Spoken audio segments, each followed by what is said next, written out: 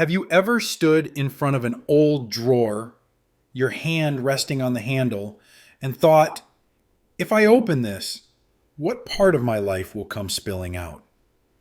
It's not the things themselves that make it hard. It's what they carry, the birthdays, the quiet mornings, the people we miss, the parts of ourselves we're not sure we're ready to let go of. You see, when you live in a small house, like so many of us do after 60, the question isn't, how do I make space? It's, how do I let go, Mestiza, without losing the people and memories I've held on to for so long? In this video, I want to walk beside you, slowly, gently, and share how you can declutter and organize a small home in a way that doesn't erase your story, but honors it. We're not here to throw things away. We're here to hold on differently, to keep the parts that still give back and release the ones that no longer ask to be carried. It's not about living with less. It's about living with what matters more. I remember a woman named Gloria. She was 75, sharp as a tack, and had moved into a small cottage after her husband passed. She invited me over to help her organize the garage. But when we got there, she didn't show me boxes or shelves. She pointed to a single wooden bench and said, "That's where we sat every Sunday after church. It's been in that garage for 8 years. I don't sit on it anymore, but I can't let it go." We sat together on that bench for almost an hour. She told me about their routine, how he'd bring her coffee, how they'd talk about the sermon, how quiet it was after the kids moved away. That bench wasn't furniture. It was a chapter. She didn't need me to tell her what to do with it. She just needed to remember it fully so she could decide with peace what it meant to keep it or to let it go. That's what this video is. A bench, a pause, a space to sit with the things you're carrying and to gently ask, is it still carrying me? Let me tell you something I've learned after walking through more than 100 homes. Each one small, each one full, each one holding more love and history than any museum I've ever visited. The hardest part of decluttering isn't making decisions about space. It's making peace with memory. And the truth is, we don't hold on to things because we're careless or cluttered. We hold on because somewhere deep inside, we're afraid that letting go of an object means letting go of someone or something we're not ready to forget. But here's the heart of this first secret. You don't have to keep the mess to keep the memory. You just need to decide how you want to hold that memory now. I remember working with a woman named Nancy. She was 68, warm and funny, with a house that felt like a scrapbook. Every shelf, every drawer, even the space under her bed, filled with the life she'd lived and the people she'd loved. But the hallway closet was what she avoided most. It was full of her late mother's clothing, still hanging, still folded, still waiting, even though her mother had passed over a decade earlier. When I gently asked if she wanted to look through it, she nodded, not because she was ready, but because she was tired of feeling stuck. We opened the door together, and the scent of old fabric and lavender filled the air. She touched each piece, whispering stories as she went. The wool coat from New Year's Day, the floral dress her mother wore to church, a faded nightgown, soft from years of washing. "I know I can't keep all of this," she said, "but I don't know how to say goodbye." So we didn't start with goodbye. We started with hello. Hello to the pieces that still held something alive. She chose one cardigan, a pale blue one with tiny pearl buttons. "This was her Sunday sweater," she said, smiling. "When I was little, I used to rest my cheek against it in the pew." That cardigan now hangs in a shadow box in her hallway, next to a black and white photo of her mom holding her as a baby. And every time Nancy walks past it, she says she feels hugged, not haunted. That's the shift. That's the secret. You don't need 20 things to keep one memory alive. Sometimes one object chosen with love and placed with care can hold an entire story. I've done the same in my own life. After my wife passed, I couldn't bring myself to touch her vanity. It sat untouched for over a year. Her perfume, her hairbrush, even a tiny lipstick tube she rarely used, they all stayed exactly as she left them. One day, after reading an old letter she wrote me, one I'd forgotten she'd tucked into my coat pocket, I realized that memory wasn't in the perfume bottle. It was in the gesture, the tenderness, the way she lived. So I chose one thing, her gardening gloves. I framed them in a shadow box next to a pressed daisy and a photo of her in the backyard, laughing in the sunlight. That little frame now sits near my kitchen window where she used to make her morning tea. And I swear, some mornings, I still feel her warmth in the room. What I'm trying to say is this. The memory isn't in the pile. It's in the presence. It's not the things that hold the love. It's how we choose to carry that love forward. You don't have to keep everything to remember everything. Sometimes one object says it all. So if you're sitting in a small house or surrounded by big memories, start small. Choose one box, one drawer, one old coat, hold it, listen, ask, what's the part of this I truly want to keep? And once you find it, honor it. Place it somewhere visible, somewhere meaningful, and let the rest go, knowing it already gave you what it came to give. You're not losing the person. You're not losing the love. You're simply making space to carry it in a way that lets you breathe again. And once we've made peace with what matters most, the next step is even more tender. Learning how to release the parts of our past that no longer serve who we are now. Because sometimes what fills our homes isn't memory, it's identity we're afraid to outgrow. There's a moment in life, not loud, not dramatic, where we suddenly notice that we're living in a house full of things that no longer match the life we're actually living. It's subtle. A dress we haven't worn in 10 years, still hanging in the back of the closet. A shelf of cookbooks from when we used to cook for 5, not just ourselves. A drawer full of business cards from a career we quietly stepped away from. At first, we don't question it. We tell ourselves we might use those things again, that they're still part of us. But over time, it begins to feel heavy, not just physically, but inside. And one day, we pause and ask, why am I still holding on to the woman I used to be? This is the second and perhaps most emotional secret to decluttering a small home without losing yourself. Let go of who you were to make space for who you are now. Not because your past doesn't matter. It does. Deeply. But because your present, you today, deserves to live in a space that reflects who you've become, not just who you once were. I remember meeting a woman named Eileen. She was 73 with soft gray hair, an elegant posture, and a quiet warmth about her. She invited me into her home, a modest 2-bedroom space she had lived in for over 30 years. One bedroom was hers. The other she called her office. But when we opened the door, it looked more like a time capsule. There were stacks of folders, boxes of notes, binders, books on leadership and productivity, old laptops, and wires that hadn't been used since dial-up internet. She stood at the doorway, took a deep breath, and said, "This was who I was. I ran a small business for 20 years. I was proud of that. I built something." And then her voice softened. "But I don't even go in here anymore. I think I've been afraid that if I clear it out, that part of me disappears too." We sat down on the floor, surrounded by boxes. I didn't tell her what to throw away. I didn't suggest any bins or labels. I just asked, "What do you want to remember from this season of your life?" And she picked up a small framed photo from her first business launch. She smiled and said, This is what I want to remember, the courage it took, the joy." Together, we kept a few things: her business license plaque, the framed photo, a handwritten thank you card from a client that had made her cry the day it arrived.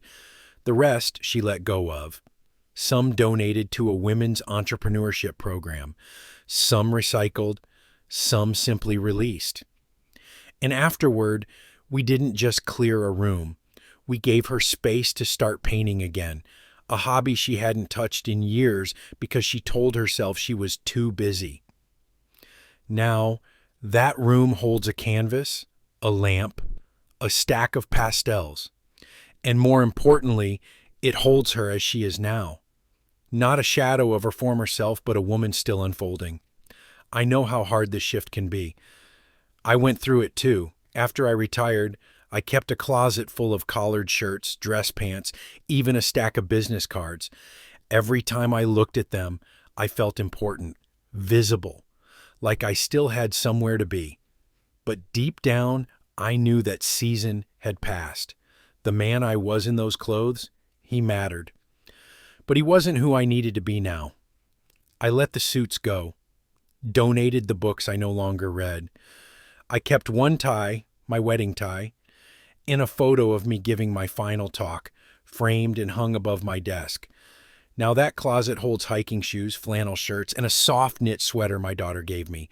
It doesn't look like success to anyone else, but to me it looks like peace. Because peace isn't about holding on to your titles or your routines. Peace comes from finally accepting that you have changed, and that's not a loss. That's life doing its quiet, sacred work. There's something profound about walking through your home and asking, does this still fit my life? Not just physically, but emotionally. Is this dress still a part of how I express myself? Is this guest room still used the way it was 10 years ago? Does this bookshelf reflect what I care about now? Or what I used to study because I thought I should? Letting go of old roles isn't always sad. Sometimes it's the most liberating thing we can do for ourselves. It says, I trust who I've become. I don't have to keep proving who I was. I once helped a woman named Gloria clear out her kitchen. She had every tool you could imagine: bunt pans, multiple rolling pins, 2 waffle makers, an entire drawer just for cookie cutters. But when we started talking, she laughed and said, Robert, I haven't baked in years. My arthritis won't let me roll anything anymore. But I used to love being the family baker. I asked her, what if you kept just enough to make your favorite pie with your granddaughter, if you ever feel up to it, and let the rest bless someone else's kitchen? She paused and then said, that sounds like something I can do without guilt. That's the key. This kind of letting go shouldn't come with shame. It should come with tenderness, with honor, with thanks. You're not throwing your past in a trash bag. You're giving it a place of dignity and choosing not to make it your prison. We don't declutter to abandon who we were. We do it to clear space for the woman we're still becoming. So if you're standing in front of a closet or sitting in a room that feels more like a memory than a part of your real life, I invite you to breathe. You're not late. You're not behind. This is the moment. Today is the day you get to decide what your space can look like when it finally starts to reflect you as you are now. Not less, not lost, just honest. And once you begin clearing space for the woman you've become, your home will begin to feel less like a storage unit and more like a sanctuary. Not because you erased the past, but because you made peace with it and chose to make room for now. And after you've made that space, inside your home and inside yourself, you'll start to feel something else. The house feels bigger, even if it's not. That's the gift of using space differently. And in the next secret, I'll show you how to stop stretching outward and start thinking upward. One of the quiet truths I've learned over the years is this. When we live in a smaller home, especially after 60, it's not just the square footage that challenges us. It's the habits we bring with us. Most of us were taught to live wide, to spread out, to use every flat surface as a landing zone, to stack, to pile, to fill. But in a small space, that old way of thinking starts to close in on us. Before we know it, countertops disappear under clutter. Nightstands become buried under books, water bottles, chargers, eyeglasses. Kitchen tables turn into post offices and medicine cabinets, and it becomes harder to breathe, harder to move, harder to feel like the home is working with us instead of against us. This is where secret number 3 becomes such a gift. In a small home, stop thinking wider, start thinking taller. Stop looking side to side for space and start looking up. The vertical space in your home, your walls, the backs of your doors, the corners that stretch toward the ceiling, is the most underused real estate you have. And when you begin to use it, your home begins to feel lighter, more open, more peaceful, without needing a single extra inch of floor. I remember working with a woman named Lorraine. She was 71, recently downsized from a 3-bedroom to a 1-bedroom cottage after her husband passed. She called me in because she said, "Robert, I've done the hard part. I let go of what I don't need, but I still feel like I'm drowning in what I kept." We walked through her space together. The living room was tidy but tight. The kitchen had barely enough space for one person to move comfortably. And the bathroom, well, let's just say it was charming, but it didn't leave much room for options. But what I noticed more than anything was blank walls. So much vertical opportunity. I asked her gently, "Would you be open to lifting things off the floor?" She smiled, "As long as I don't have to give up anything else." We started small. In the bathroom, we added a tall, narrow shelf behind the door, just wide enough for folded towels, her extra soaps, and the little radio she loved listening to in the mornings. In the kitchen, we installed a vertical magnetic spice rack on the wall next to the stove.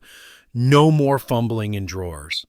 We hung her mugs on a set of wooden pegs above the counter, and suddenly her tiny space felt like a little cafe. In her bedroom, we placed 2 floating shelves above her reading chair, one for her current books, one for a framed photo of her and her sister, and a little ceramic angel she said had been with her since college. When we finished, she didn't say much. She just stood there, took a deep breath, and whispered, "I didn't realize how much I needed to feel this clear." That's the magic. It's not about putting everything in bins or hiding things behind cabinet doors. It's about elevating what matters. It's about using space that already exists but never got asked to help. When you begin to look up, not just physically but symbolically, you start to feel supported in a way you didn't expect. Your walls stop being decorative and start becoming intentional. I've done this in my own home too.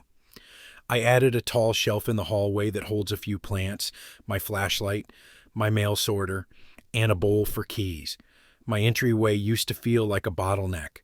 Now it feels like a moment of welcome. In the kitchen, I hung my 3 favorite pans on the wall, easy to grab, and a little reminder of how often the simplest tools are the ones that stay with us the longest. There's something calming about seeing the things you use and love displayed where they belong. Not tucked away, not stacked and forgotten, just present, intentional, useful. In a small home, the floor holds your feet, but the walls carry your peace. If you're feeling like there's no more room to breathe, take a moment to pause and look around, not across, but upward. Is there space above your dresser for 2 small shelves? Could the wall beside your fridge hold a spice rack or a memo board? Could the back of your closet door carry a shoe holder, a jewelry organizer, or your winter scarves? These aren't renovations. These are reimaginings. And the beauty of vertical living is that it doesn't ask for more square feet. It simply invites us to use what we already have, with grace and with care. You don't need to knock down walls to feel expansive. You just need to lift your eyes. And when you do, you'll begin to see that there's more space than you thought, not just in your home, but in your life. And once your home begins to open physically, emotionally, spiritually, there's a final gentle step. It's not about organizing more or giving away more. It's about asking, how do I keep what gives back to my soul and let go of what no longer holds me with love? That's where we end this journey, with a reminder that peace doesn't come from less. It comes from what matters more. Maybe you've been watching this video thinking, I could never let go of that.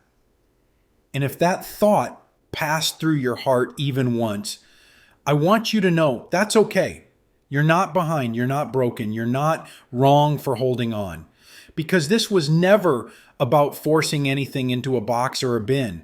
It's not about throwing things away. It's about making peace with what stays. It's about honoring the people, the stories, the seasons that shaped you, and still choosing to give your today the space it deserves. Because you deserve to walk through your home without bumping into the weight of yesterday. You deserve a space that breathes with you, that reflects the rhythm of your life now, not one you've outgrown. And you don't have to do it all at once. You don't even have to do it tomorrow. Just start small. One basket, one drawer, one shelf. Nothing heroic, just one honest step. And as you move through that space, gently ask yourself, do I use this? Do I love this? Does this support the life I'm living now? And if the answer is no, you're not losing something. You're gaining space. You're gaining light. You're gaining breath. And if there was something in this video, maybe a moment or a story that touched something in you, maybe reminded you of your own home or your mother's cardigan or a drawer you haven't dared to open in years, would you tell me in the comments? I really do want to hear your story, because when we share these little moments, these tender, quiet truths, we start to feel less alone. And suddenly, the process of decluttering becomes less about things and more about healing. And if this video brought even a little piece to your day, even just one breath that felt lighter, share it with someone you love, a sister, a friend, a daughter, someone who's been quietly overwhelmed and waiting for permission to let go. Because the best kind of decluttering doesn't happen in drawers or closets. It happens in our hearts. It happens when we finally clear space, not for less, but for what matters more. Thank you for spending this time with me. Take your time. Trust yourself. And remember, you're not losing the story. You're just choosing how to carry it forward.